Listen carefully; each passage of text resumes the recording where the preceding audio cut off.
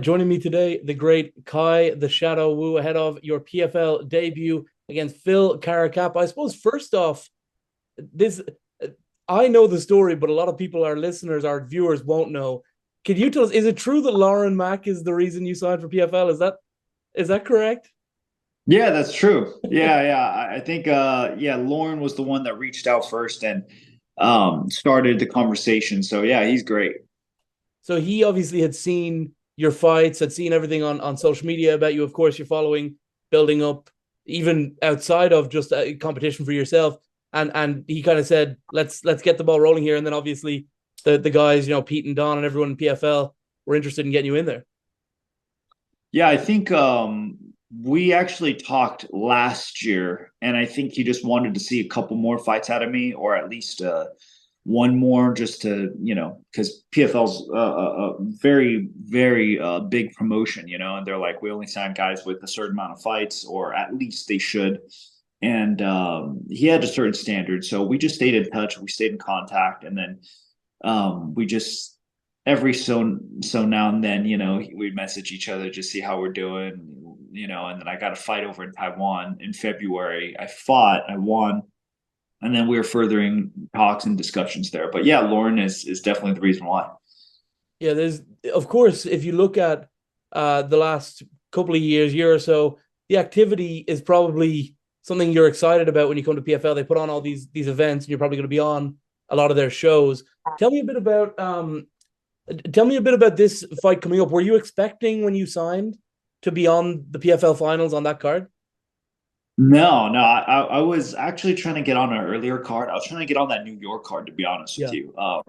But just things just didn't work out. And then yeah, it's pretty cool. This is really cool. This championship card was. I mean, it's always nice when things aren't planned and they go right. When Yeah. things aren't planned and they go wrong, that's horrible. But when when the opposite happens, it's awesome. So to have my first fight be on the playoff championship card on the ESPN thing, it's just amazing. I couldn't have asked for a better opportunity. You're no stranger to the big stage, though. Obviously, you've been around. I mean, fairly recently on your IFA, but also you've been in Bellator a couple of times. You've been around the block a little bit. Do you enjoy all of the stuff that comes with being on a big stage like this? ESPN pay per view, PFL finals, all of that stuff. Yeah, definitely. I mean, I've headlined like the last. I mean, I headlined like my last over in Asia at least. I headlined Mhm. the last four shows or three shows. So, and then I headlined a fight in Colorado, where I don't have much of a fan base there. But yeah, I mean, I'm not, I'm used to definitely seeing the big stages and whatnot. But the nice thing is PFL is a very big promotion, arguably the second biggest promotion in the world. So they definitely have certain perks that I like because you don't have to worry about and stress about as a fighter. They take care of a lot of things. And I look forward to just kind of being back there. It feels familiar, like I've worked so hard to get here. It's definitely a nice feeling when the hard work that you've put in is finally paying off. So I'm really excited. But again, I've never expected to be on the championship card. Like I wasn't sure that was going to be the one that was my debut, and here we are. Now, you're obviously someone who comes in with a lot of hype and a lot of interest for a lot of different reasons. Of course, you've built your record around. Of course, there's all the stuff with Zuckerberg, all of that. But when a guy signs like that, and there's a lot of hype around the name, sometimes they'll give you like an easy one to warm up with. They have done the opposite of that. Phil Caracap, a very hard fight in for your debut. How much of Phil have you seen? Um, I just know his last fight didn't go his way. I try not to look past one or two fights with my opponents Mhm. just because you're only as good as your last fight, and your last fight is the best representation of how you actually fight. So, but yeah, I mean, this guy's got more experience than me. Um, fought fought like I would say potentially tougher guys. Some guys are tougher, and he's fought at two different weight classes. The only weight class I ever won a belt at was 45, which is kind of funny as a pro. And I think it's a very, like you just said, I expect them to give me I expected them to give me someone a little bit easier, but the route that they're doing it is, I beat this guy. There should be no questions, after this. There shouldn't be, like I didn't get fed anyone. I didn't get easy fights. And honestly, I think it is that time in my career where I'm getting these tough fights. And if I want to earn people's respect, I got to pass them. I got to pass these tests. He's no slouch, really tough fight. But I think power comes in response to a need, and I need to be able to get better and beat this guy. And if I don't have a challenge in front of me, that of this caliber, I don't think it'll really elevate my game, because I'm not going to bed, worried about an opponent that could beat me at any given moment's notice. If you get a fighter that's of lesser skill than you, you can always kind of like, you're like, I'll beat this guy. I won't have to do that extra round, that extra session. You won't have to break yourself down and rediscover yourself through the fight camp, because you have a easy way out or an easier opponent. And with this guy, I don't think I have that route. I think with this guy, if anything, I've been more stressed, more anxious, and, all the above. But one thing I've discovered through all that is something unique. And I can't really put it into words because it's a feeling. I can't really describe a feeling. You can only feel it. And I definitely think my performance will show this feeling that I'm feeling, because I think in my career, I've had a couple names that have became really good fighters. They've done really well for themselves, but I've never had someone established already that I fought. And he's an established fighter, and he's coming off of a loss, which makes him a little bit more dangerous. But at the same time, believe it or not, the odds and the odds makers and all that has my opponent winning this fight, or at least he should. But I look to prove everyone wrong. It's interesting you say maybe feeling more anxiety, maybe more nerves when you're fighting someone at this level. I mean, I've seen you fight. I've met you the one time in New York. You don't strike me as the kind of guy. If I were to pick a word to describe your the way you go into fights, I wouldn't say nervous is the word I would necessarily pick. Have you found where do you think that comes from? That extra bit of kind of jumpiness and anxiety about this fight. I think I need it because, I was talking to everyone about like the Batman movie, the Dark Knight Rises. How did he get out of that hole that Bane put him in? It was without the rope. Every single time he made the jump with the rope, he wasn't successful. And I think a lot of my previous fights, if you watch a lot of my fights, even my losses, I've hurt my opponent. I've almost had the opportunity to put him away, but there's like this rope tied around me that I was trying to be so secure and not violent and, this and that. And I think it was because of me being too calm. In the midst of a firefight, you can't tell me there's some chaos. And I think for me, as I was too calculated. So now I'm kind of unshackling myself, taking that rope off and jumping, and in terms of this fight, it's like going in there and creating anxiety a little bit, creating the nerves a little bit. Maybe I was going into the fights not too calm and not nervous enough. And when I say nervous, I don't mean afraid of a fight. I think it's more like I need to get going. Like once I get in the cage, once I feel it out, that's when it feels good. The walkout is the annoying part because you got to get there. But once you're in the cage and you see this guy away from across from you, and then you start moving around him, and you start getting his rhythm, you start downloading data and all that. That's when it feels really good, and you can go into autopilot. But it also, in terms of this fight camp too, this is going to be my 12th fight. I think I finally tapped into. I've always been a late bloomer, unfortunately, and I think it's paying off for me now, because I think this fight people will see the blooming of the lateness that I have. Kind of sucks for my previous opportunities, but now I think I can really capitalize because I've actually learned.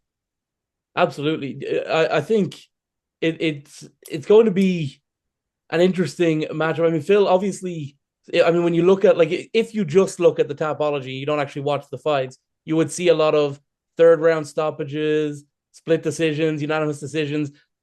Something tells me you might have to go the whole 15 in this one. Yeah, I would agree. And, we may have to go the whole 15, or it might just be 1 or 2 rounds, and you never know. And I think being ready for a fight like that, just being ready for for me to attack at all angles and be ready for everything. I think that's the most important thing. And I'm not underestimating this guy. That's why I say I didn't cut any corners this fight camp. I made sure everything was on point. That's why I think the nerves and all that stuff is there, because I'm really forcing myself to level up on this one. You were tearing up ACLs in this fight camp, right? That's what all the news was about. Good. Good thing it wasn't me. It wasn't me. But yeah, that's funny. I would imagine that you like, obviously, how many interviews have you done today? 4 or 5? I just did one previous to you. Just one before, so probably about 7 questions about Zuck already on that one. But I would imagine Not too bad. When it comes to a fight camp, you're probably not like, you're training with the elite guys, the guys who've been around a bit longer. I wouldn't imagine you probably even saw him that much over the last few months, right? Yeah, I would. I mean, I still see him. I still work with him on occasions, and we have a team, so we work with him still on occasions. But yeah, I definitely haven't seen him as much lately, just because of, I think I would say, the injury that perhaps took place, and yeah, tightening up some of the skills training, and all that stuff with the team. So yes. Did you see Elon on the Joe Rogan thing, saying that he was ducking? Yeah, Elon. What's funny is I'm not I don't dislike Elon like that. I actually I thought it was really cool and all this stuff, but I it's just funny because obviously Mark is my guy. I'm gonna back him all the way. I just thought it was really funny when Elon started talking about jujitsu and martial arts, and he's talking about like this arm bar, but he's talking about from the side, a headlock, and Joe Rogan is just like, "What are you talking?" It's just funny because I think Elon, people kind of read him incorrectly. I think he uses this ridiculous, like Mark ducks the fight or this and that. I think he uses these things to create narratives and more headlines. Because I don't know, like. You look at Twitter, it's not doing great, or it's X now, it's not doing great according to all these numbers. And, I'm not a tech guy, so I wouldn't know, but even my interactions on there have been less and less. And I think Elon is so smart. And maybe some people, when they get really smart and there's not a challenge for them, they create these fun things for them to do just because they're bored, So I think that this is his way of going like, I'm bored. I'm going to say some ridiculous stuff and let's just make something fun out of it, because you heard him talk on there, and clearly, if you refer to Mark's last thread, he's like, "Hey, I mean, I want to fight, but if you don't want to fight, then stop making all these rules on your own, and then like you want to do it under X. I don't know, some weird things that he wanted to do. If you want to do something, get UFC to promote it. That's it. I think Dana's a good promoter, or you even have guys like PFL that are willing to promote stuff like that, with the whole Francis Ngannou thing. So you have tons of promoters that you could reach out to and do this and that.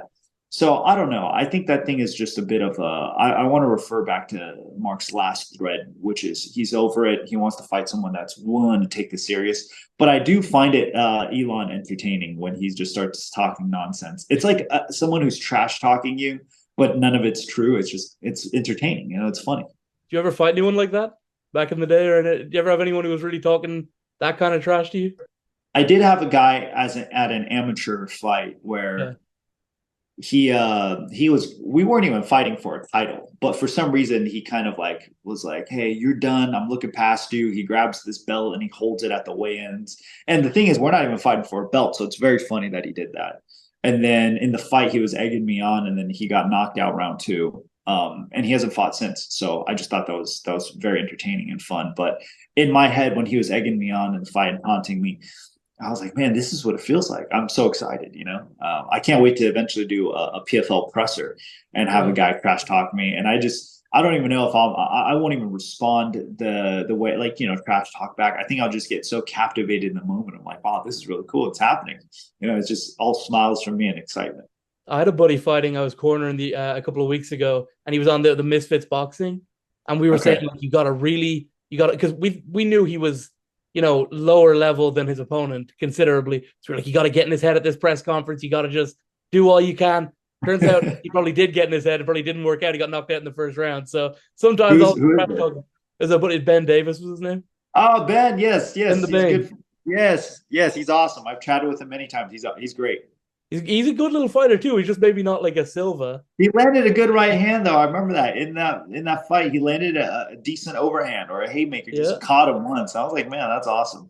Yeah, Bane did great. It's funny when I talk to my friends who don't really understand like fighting.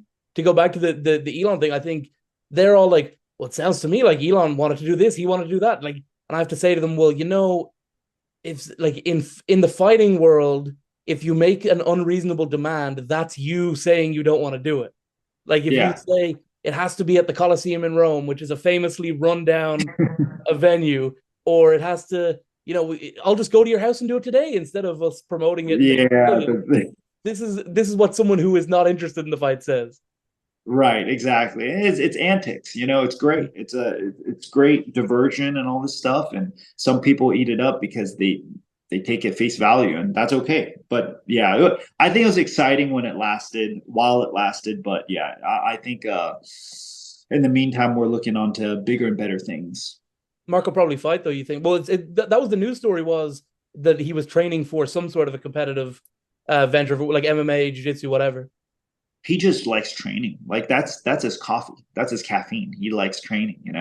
Um, but yeah, I mean, he's a very competitive guy. So I wouldn't be surprised, if he competed. I wouldn't be surprised. I'm not saying he is, but I wouldn't be surprised.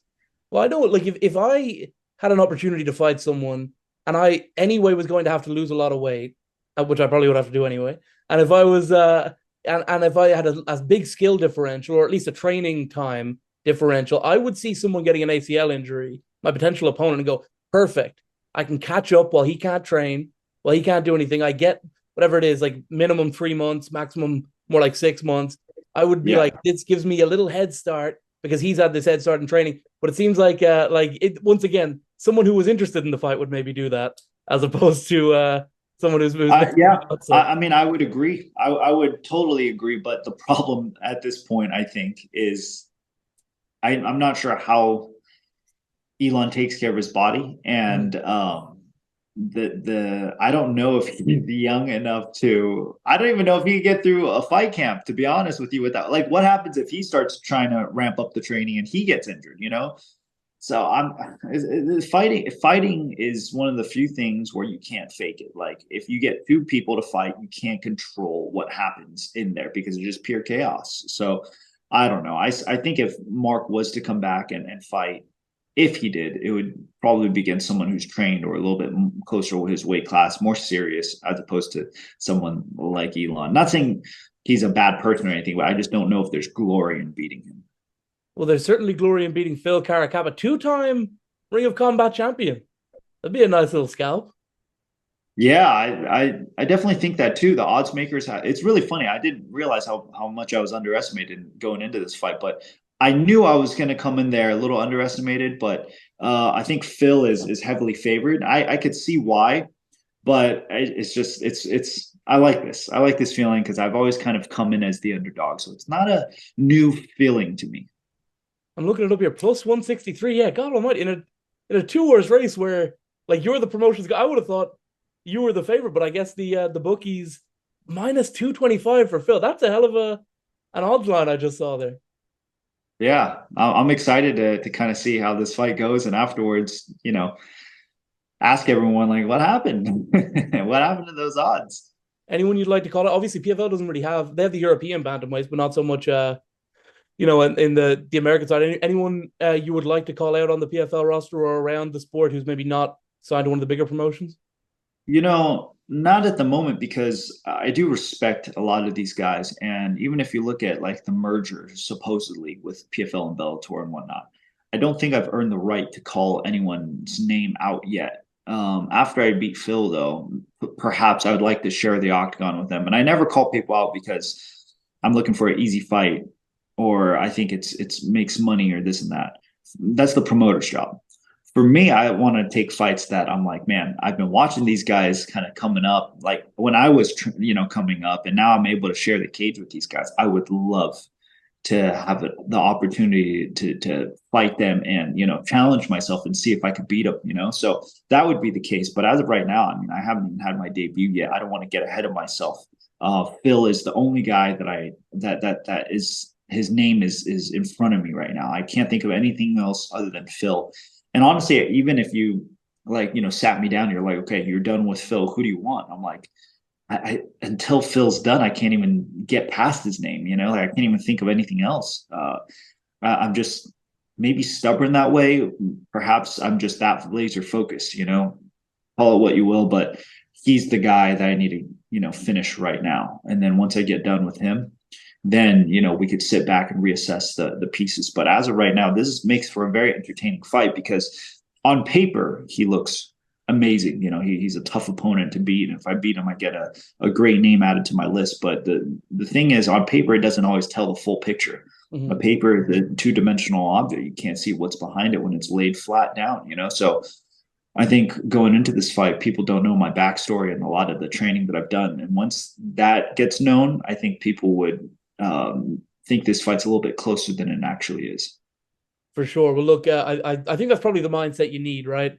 Is like I remember interviewing, I think it was Jake Paul, actually, interestingly enough, another PFL guy, right before he fought Tommy Fury, and he was already talking about Nate Diaz. And and he said, like, well, the right attitude is to, obviously I'm going to win this fight, so I have to be thinking about the next one. And it was the one fight that he didn't win. So I guess the right attitude is to be 100% lasered in on the guy you're fighting.